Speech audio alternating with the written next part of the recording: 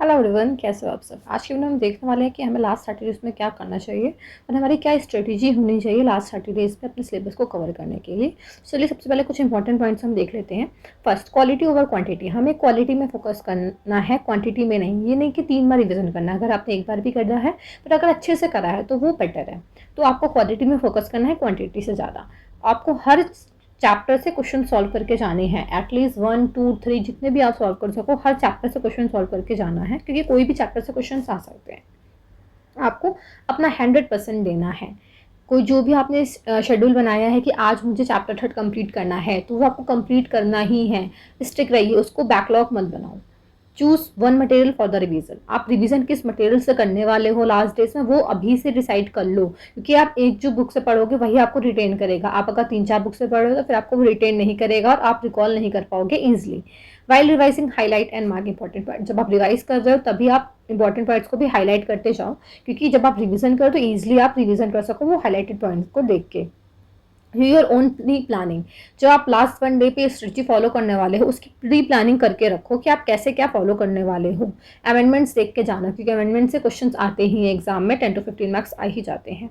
एक full paper solve करके जाना है, क्योंकि जब आप फुल पेपर सॉल्व करके जाओगे तो आपके पास वो आपको पता होगा कि आपको कैसे स्पीड मेंटेन करनी है, कितने टाइम तक में क्या कंटेंट आपका पार्ट कंप्लीट हो जाना चाहिए सिलेबस का, पेपर का, कि पार्ट ए है तो इतने दिन में हो जाए, पार्ट बी में इतने दिन में। तो आपको एक फुल पेपर अटेम्प्ट करके ही जाना है एग्जाम पे।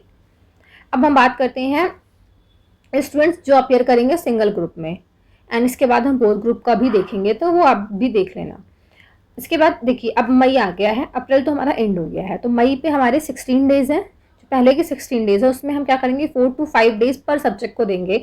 लाइक अगर आपका 3 सब्जेक्ट वाला ग्रुप है तो उसमें आपको देना है 5 डेज दे देना पर सब्जेक्ट को, 5 3 15। अगर 4 सब्जेक्ट वाला है तो 4 डेज दे देना, 4 4 16। ऐसे करके आपको मई में अपने सब्जेक्ट को डिवाइड करना और ऐसे रिवाइज करना। उसके बाद 4 दिन आपको लेने हैं, उसमें 4 से 5 दिन, क्योंकि यहाँ पे सब्जेक्ट के अकॉर्डिंग आपका होगा। जो 4 to 5 डेज आपका होगा उसमें आपको जो आपके टॉपिक जो आप नहीं पढ़ पाए या जो ज़्यादा टाइम टेकिंग था, जो आपने बहुत फास्ट मोड में कंप्लीट कर लिया, मॉक टेस्ट नहीं दिया, मॉक टेस्ट दे लेंगे। इसमें फुल रिवीजन अपना एक एक प्रॉपर करके रखेंगे, एंड कोई भी जो नोट्स वगैरह भी बनानी है जैसे हम एक दिन पहले रिवाइज कर सके वो देख लेंगे, और जो उससे ज़्यादा स्कोर कर सके। लाइक ईएसजी में चैप्टर 18 से हम स्कोर कर सकते हैं, 19-20 से स्कोर कर सकते हैं, तो उसको हम अच्छे से पढ़ के जाएंगे जिससे हम स्कोर कर सके, जिससे क्वेश्चन आते ही हैं तो उसको आपको पढ़ के अच्छे से प्रिपेयर कर लेना है। फिर जो लास्ट 10 डेज आएंगे उसमें आपको फाइनल रिविजन करना है, उसके बाद आपका एग्जाम ही आ जाएगा। इंपॉर्टेंट ये आपको इंडेप्थ अंडरस्टैंडिंग करनी है, पढ़िए और माइंड मैपिंग करिए, रिकॉल करने की कोशिश, क्योंकि एग्जाम में आपका बुक तो आपके पास होगा नहीं, तो आपको अपनी रिकॉलिंग तेज करनी है कि हाँ ये क्वेश्चन देख के आप रिकॉल कर सको, हाँ इस चैप्टर से है, ये कंटेंट है उसका, तो आपको रिकॉलिंग करनी है, रिविजन करना है, फुल कोर्स का टेस्ट देना है अगर नहीं भी दिया उस टाइम तक, और मैराथन हो तो मैराथन आपको देखना है इसी टाइम पीरियड पे। ये हो गया अगर आप सिंगल ग्रुप दे रहे हो। अब बात करते हैं स्टूडेंट्स जो बोथ ग्रुप में अपियर कर रहे हैं, उनको 14 डेज, 7 सब्जेक्ट्स होते हैं हमारे, तो 14 डेज, 7 2 14, उनको 2 डेज पर सब्जेक्ट, क्योंकि उनका अब सब्जेक्ट ज़्यादा है तो उनको टाइम भी कम मिलेगा। 2 दिन में उनको एक सब्जेक्ट कंप्लीट करना है, 7 2 14। और mock test, answer writing practice जो आपके सिलेबस के अकॉर्डिंग, सब्जेक्ट के अकॉर्डिंग है वो देखना। उसके बाद 6 डेज जो आपका लेफ्ट आउट पोर्शन है, जो आपने कंप्लीट नहीं कर पाया, जो जिससे आप स्कोरिंग ज़्यादा कर सकते हो, उसको आपको वो 6 डेज में कवर करना है। जो आपने 14 डेज में कवर नहीं कर पाया वो 6 डेज में कवर करेंगे। अपना नोट्स वगैरह कुछ बनाना है तो वो बना लिया, शॉर्ट नोट्स, एकदम शॉर्ट, लॉन्ग नोट नहीं, शॉर्ट नोट्स, जिससे बस माइंड मैपिंग करने के लिए जो आपको बनानी है वो। एंड फिर लास्ट 10 डेज में आपका फाइनल रिविजन आ जाता है। एंड ये फर्स्ट ग्रुप हो गया, एंड सिंगल ग्रुप है ये बोथ ग्रुप के लिए हो गया। तो ये आप स्ट्रेटजी फॉलो कर सकते हैं और कुछ रूल्स है जो आपको करने हैं। एंड उसके बाद जो लास्ट 10 डेज की स्ट्रेटजी है वो नेक्स्ट वीडियो में आएगी, उसमें आप वो देख लेना।